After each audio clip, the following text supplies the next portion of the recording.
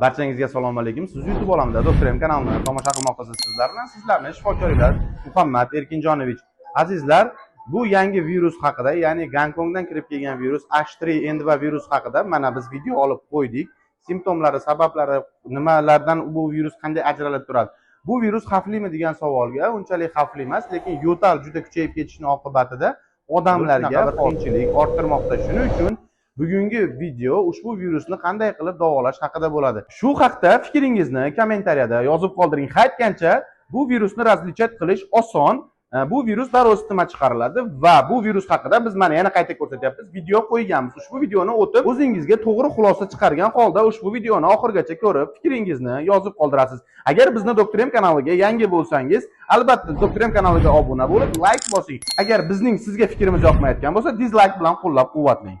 Tana harorati ko'tarishi keladigan bo'lsak, tana harorati ko'tarilayotganda 37,5-38 gradusgacha tushirmagan ma'qul. Malinovoy choy, asallik suvlar yoki bo'lmasam oddiy xona haroratida dog' suv. Agar 38 dan oshgan bo'lsa, shifokor bilan maslahat qilgan holda tana haroratini, ya'ni isitmani tushiruvchi vositalardan foydalangan ma'qul. Tana haroratini qanday tushirishni juda ko'pchilik yaxshi biladi. Shuning uchun tana haroratini 38 dan oshgan holda tushirgan ma'qul. Chunki immunitetga ham qo'yib berish kerak. Immunitet o'zini vazifasini bajarish kerak. 37-37,5 isitmani tushirish bu noto'g'ri ish. Shuning uchun shoshilmanglar. Abilne pityo, xonani havosini tez-tez almashtirib turish va bemorni sovuq yoki issiq yeb qolishdan saqlash. H3N2 virusi hozirda insonlarda ko'proq yo'tal chaqirayotgani hisobiga, ya'ni infeksiya bronx yoki o'pka yo'liga joylashgani uchun juda sekin yaxshi bo'lishi mumkin. Shuning uchun birinchi o'rinda quyidagi tabletkalardan boshlash kerak. Chunki ko'pchilik yaxshi biladi, virus o'zi rivojlanmaydi. Virus rivojlanishi yo bakteriya kerak yoki zamburug' kerak. Navirin preparati protivirusning, aciclovir preparati yoki bo'lmasam arbidol yoki bo'lmasa asiltamivir va shu kabi tarkibida virusga qarshi kurashuvchi bo'lgan vositalarni shifokor bilan maslahat qilgan holda qo'llash kerak. Har qanaqa dorini qo'llashdan oldin instruksiyasini o'qib chiqing va albatta shifokor bilan maslahat qiling. Endi bunga qo'shimcha hozirda Moskva olimlari azitromitsin va eritromitsin xuddi shu 250 mg dozali tabletkalarni qo'shib ichishni tavsiya qilmoqda.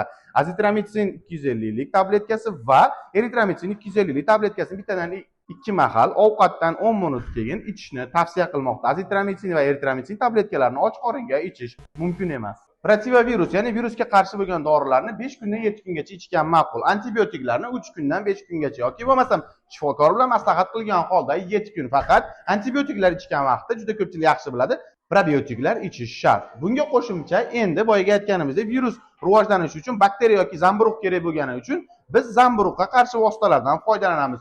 Bu xalqimiz uchun ommabop va hozirda juda effekti yaxshi bo'lgan flukonazol dorisidan foydalanamiz. Bemorning yoshi va holatiga qarab 50 dozadan 200 mg dozagacha bo'luvchi ushbu preparatlardan foydalanamiz. Hurmatli aziz kuzatuvchilar, endi asosiy nuqtaga yetib keldik. Ushbu virusli kasallikda, ya'ni Gonkong H3N2 virusli kasalligida sistema olish taqiqlanadi.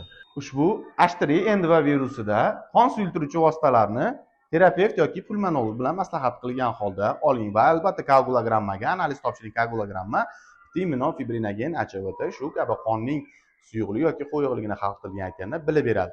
Endi yo'talga keladigan bo'lsak, yo'talda hozirda juda yaxshi yordam berayotgan preparatlar bu mukolittiklar va adhar kuyushuvchilar. Mukalsin, adkashlia, ACC yoki bo'lmasam Levamont tabletkasi. Ha, noto'g'ri eshitmadingiz. Levamont tabletkasi ham hozirda ushbu H3N2 virusi tomoq qichishtirishi hisobiga tarkibi allergenga qarshi bo'lgani uchun juda yaxshi effekt bermoqda.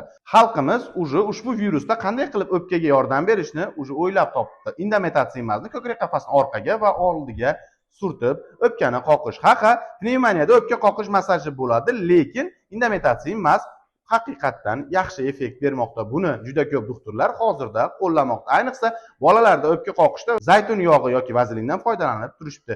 Har qanaqa dorini yana qaytaraman, qo'llashdan oldin shifokor bilan maslahat qiling va instruksiyasini o'qib chiqing. Hech qachon sog'lig'ingizga befarq bo'lmang. Sog'lig'ingiz bir marta yo'qolsa, $1,000,000 topilmaydi. Bu virus vaqtinchalik sinov. Inshaalloh Covidni yengdik, birgalikda juda chiroyli yengamiz. Sizlar bilan sizlarning shifokorlar Muhammad Erkinjonovich bo'ldi.